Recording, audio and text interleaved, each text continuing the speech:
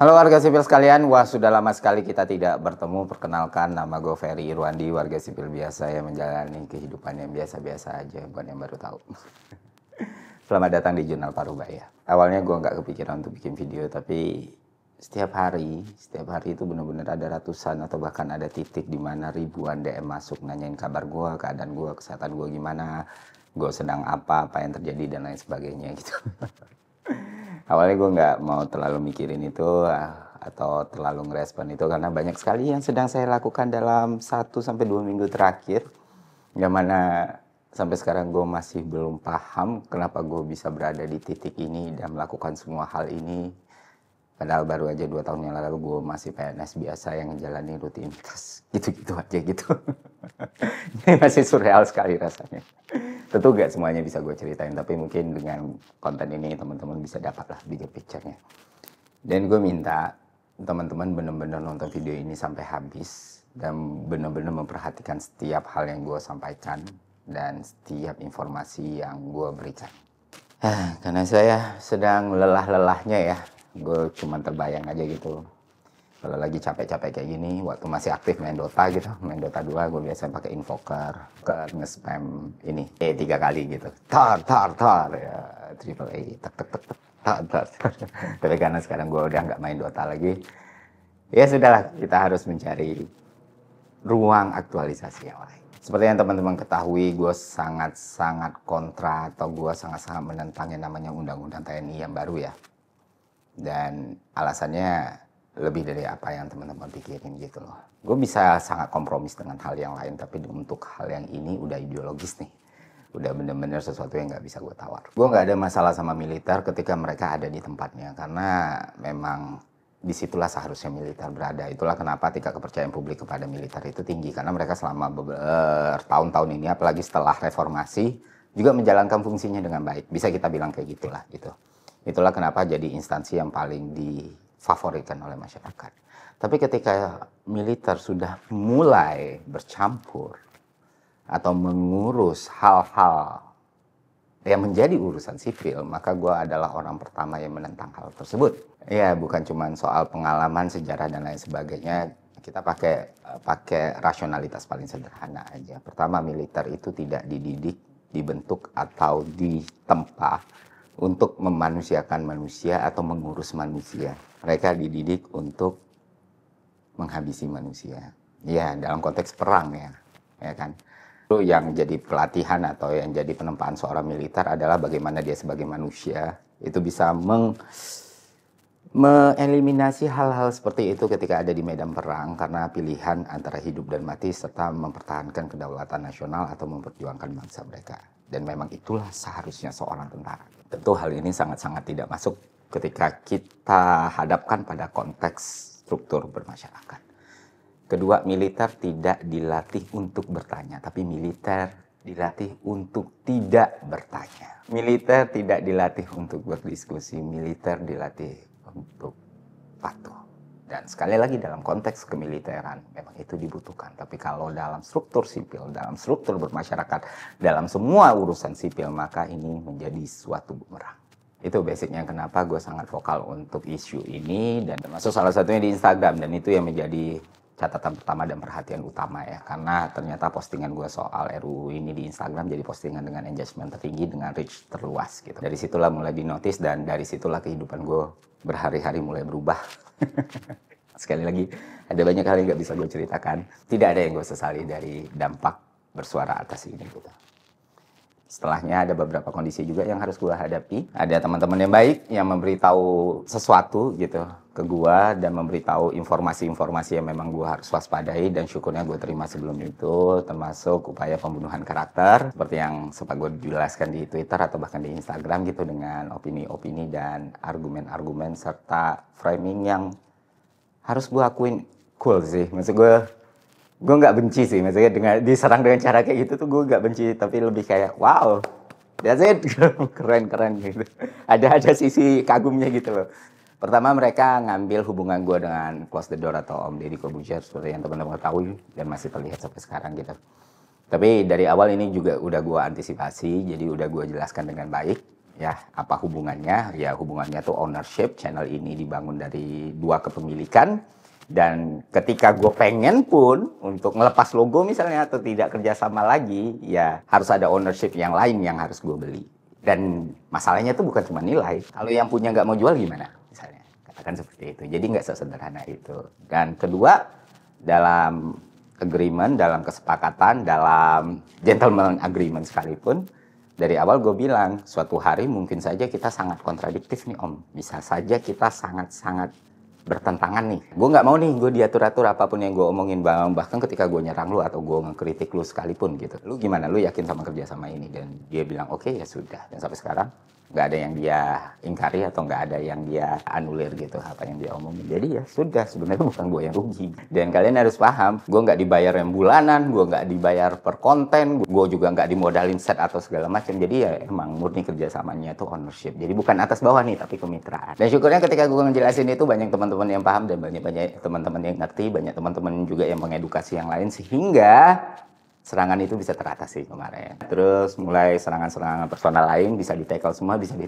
sampai di hari aksinya gitu. Di hari aksinya itu ternyata udah involve nih, ya kan. Ya namanya perang narasi itu pasti ada dan kita nggak boleh melihat itu secara baper atas hal-hal seperti itu. Ya sudah, dihadapi aja, strategi lawan strategi, idea lawan idea, that's it gitu kan. Mereka kayaknya udah cukup percaya diri dan cukup yakin kalau tidak akan ada public figure, influencer, artis, content creator yang akan datang dan turun dalam aksi gitu. Yang mereka prediksi cuma di Kamisan tapi di aksinya juga nggak bakal ada. Dan mereka yakin itu dan mereka menggunakan itu sebagai alat tempur waktu itu teman-teman. Jadi di pihak sana tuh udah ngeluarin narasi kalau wah kalian yang turun di jalan harus berhadapan dengan gas air mata, pentungan bla bla bla. Sementara orang-orang yang memprovokasi kalian, public figure itu di ruang AC ya kayak gitu. Dan banyak sekali yang mulai nge-tweet kayak gitu. Dan ini udah kita pahami juga dan siap di counter waktu itu. Dan akhirnya di malam aksinya di titik paling puncaknya ya gue ngepost foto dan gue bikin caption gitu.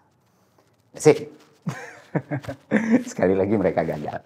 Nah, itu kan sentimen positif semua tuh. Sampai sekitar jam 1, jam 3 itu mulai ada sentimen-sentimen negatif dengan keyword tertentu nih. Dan bahkan mulai membawa kesukuan, mulai membawa keminangan dan apa berusaha membenturkan horizontal segala macam. Dan redaksinya tuh ciamik sekali, apik sekali teman-teman. Dan sekali lagi harus gue puji gitu. Karena berarti next level nih, naik level. Dan bukan cuma redaksinya, akun yang menggunakan narasi itu pun akun-akun yang selama ini dinotis atau diidentifikasi sebagai akun kawan, akun sesama akun perjuangan. Jadi ketika mereka yang membawa narasi itu kredibilitasnya jauh lebih baik kan, dan itu akhirnya jadi echo chamber tuh, ya kan, dibicarain terus melebar sampai ke akun-akun yang sebenarnya nggak tahu apa-apa dan karena ikut narasi itu ya mereka juga mengamplify itu, paham kan maksud gue? Dan itu semakin kencang, semakin melibatkan orang-orang yang sebenarnya tidak terlibat sama sekali dan di sini gue harus ngambil langkah ekstrim pikir gue dan gue pikir ya udah gue mundur aja dari Twitter. Ini gambling sebenarnya. Once ada orang yang notice hal ini, ya gue clear. Tapi kalau enggak, ya sudah, gue terima konsekuensinya. Akhirnya gue mundur dari Twitter. Dan sempat rame gitu ya. Kali itu calculated move kok. Sorenya tuh mulai ada akun yang melihat itu. Terus mereka nge-capture, ternyata redaksinya sama, narasinya sama. Terus beberapa akun juga muncul lagi. Dan akhirnya mayoritas masyarakat udah sadar. Oh ternyata bahkan dalam dunia aktivisme pun sudah ada yang disusupi gitu. Congrats. Dan jujur setelahnya tuh semuanya balik lagi ke Twitter atau X ya. Nah kenapa gue nggak balik? Nah di sini baru ada urusan personal ya teman-teman. Jadi setelah gue berhenti, yang emang gue tujuin itu niatnya ya sudah tinggal comes up gitu kan. Tapi gue sadar ternyata ada banyak hal yang perlu gue lakukan ketimbang hal-hal seperti itu gitu loh. Yang memang tanpa perlu ada spotlight media sosial, tanpa perlu dilihat, tanpa perlu posting, tanpa perlu nge-tweet atau segala macam. Yang mana kalau nggak dilakukan saat itu juga, maka mungkin nyawa seseorang bisa terancam gitu, dan butuh tindakan cepat, energi yang banyak, dan fokus yang konkret. Dan setelah gue pikir-pikir, oke, ya udah, seenggaknya orang udah tahu gue udah gak ada kebutuhan lain, gue mending fokus ke sini dulu deh, gitu kan. Nah setelah gue fokus di situ, selama kurang lebih 4 hari 5 hari, dan ternyata selama 5 hari tanpa buka timeline Twitter itu atau merhatiin isu Twitter, gue ngerasa jauh lebih tenang, emosi gue jauh lebih terkontrol, pikiran gue jadi lebih baik, dan ya gue jadi lebih efektif gitu. Setelah 5 hari mempertimbangkan, ya sudah lah. Kayaknya nggak perlu comeback lagi. Akhirnya akun itu gue tutup. Gitu teman-teman, itu ceritanya. Jadi nggak perlu khawatir, gue masih orang yang sama, dengan perjuangan yang sama, dengan cara berpikir yang sama, dengan tujuan yang sama. Mungkin yang berbeda nantinya ya metodenya seperti yang gue bilang di tweet itu. Dulu gue berpikir dalam 5 tahun gue harus bikin perguruan tinggi atau kampus gitu ya, 5 tahun atau 10 tahun mempersiapkan pelan-pelan. Tapi kayaknya ini harus gue percepat secepat-cepatnya, sebisa-bisanya, semaksimal resource yang gue miliki. Jadi mohon ditunggu saja, semoga ini terwujud sesuai dengan apa yang dikehendaki. Bisa gue jamin dalam 5 tahun ke depan satu-satunya prioritas yang gue utamakan ya kampus dan pendidikan, nothing else. Jadi lu jangan khawatir gue nanti tiba-tiba jadi pejabat, tiba-tiba menerima jabatan, jadi staff sus, wamen atau menteri. No, gue bakal coba mewujudkan ini sebisa mungkin. Sama satu lagi, ya dalam 5 tahun ke depan gue harus doktor. Jadi 2 hal itu, Dok. Jadi jangan perlu khawatir lah. Ini video kan gue bilang panjang ya. Itu sedikit, semoga teman-teman mengerti, dan semoga lu masih keep it up dengan hal ini, cerita ini. Karena mungkin ada yang bertanya, kenapa masih melawan, kenapa masih turun, kenapa masih protes, padahal dalam RUU TNI-nya udah jelas secara eksplisit nggak ada dui fungsi gitu. Mungkin pihak pro, gue nggak tahu pro pemerintah, pro orang atau pokoknya pro lah gue sebut, pro atau orang yang membela RUU TNI ini atau bahkan pemerintah sendiri mempertanyakan hal yang sama, dan itu genuine. Kenapa sih lu masih protes? Makanya muncullah isu-isu yang lain. Wah, ini ditunggangi asing. Yang paling lucu dan paling kocak tuh jelas George Soros lah. Tiba-tiba ada Soros dong gitu. Tiba-tiba ada Soros. Kalau Soros yang biayain ini demo, nggak ada itu mahasiswa-mahasiswa kelaparan waktu mau buka puasa gitu, nggak punya duit untuk makan. Terus apa urusannya sama Soros? Intinya kenapa orang marah gini, ada beberapa hal yang gue sebut sebagai titik didih mungkin ya, titik didih dari para masyarakat atau warga sipil ini gitu. Walaupun secara literal nggak ada lagi kata-kata dui fungsi atau pasal-pasal yang mengarah ke hal demikian, walaupun sebenarnya kalau kita telah lebih dalam masih ada tuh goresan-goresannya atau hubungan-hubungannya gitu. Tapi nantilah, biarkan yang lebih kompeten yang membahas itu semua. Lu bisa nonton Tempo, Narasi, atau media-media yang lu percaya gitu. Titik didih pertama masyarakat itu jelas draft undang-undangnya yang dibilang oleh pemerintah sebagai draft palsu atau hoax. Itu nggak hoax, itu nggak palsu, dan gue bisa memastikan, gue Ferry Irwandi bisa memastikan itu bukan hoax, itu ada dan pernah dibuat. Kenapa gue bisa memastikan hal tersebut? Karena dulu gue PNS, gue sangat akrab dengan dunia birokrasi, gue sangat akrab dengan yang namanya tata naskah dinas, dan gue sangat tahu semua perintilan soal itu gitu. Dan aksesnya menuju situ. Paham? Jadi itu asli.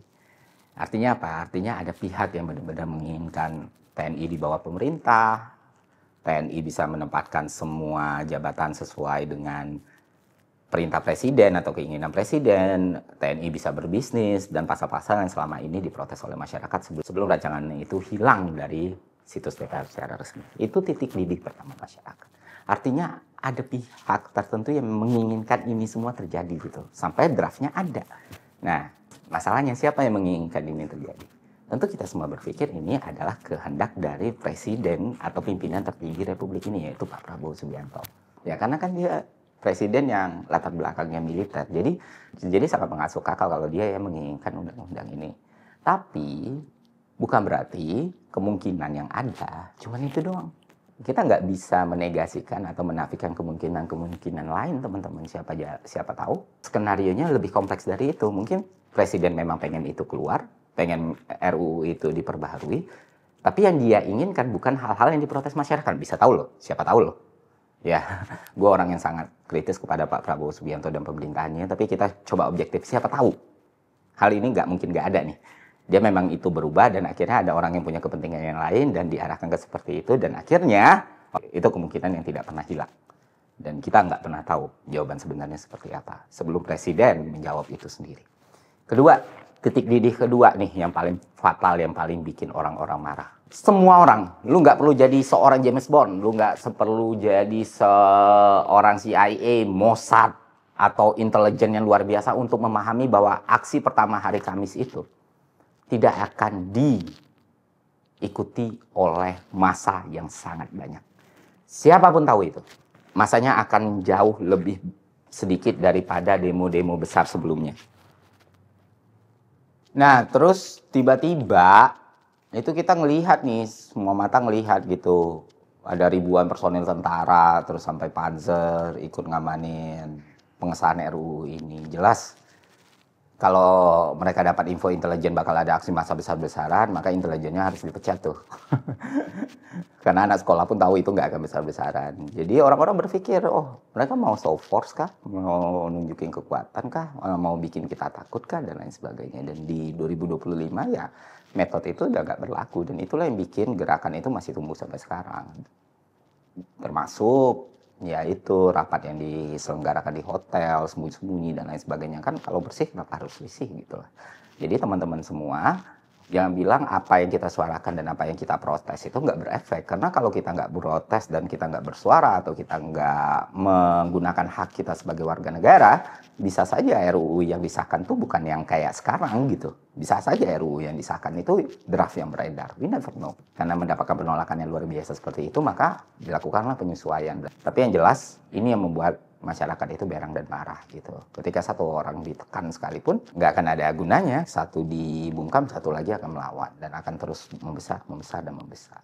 Kalau masalah sebenarnya tidak bisa kita lihat dan kita perhatikan dengan seksama. Gitu.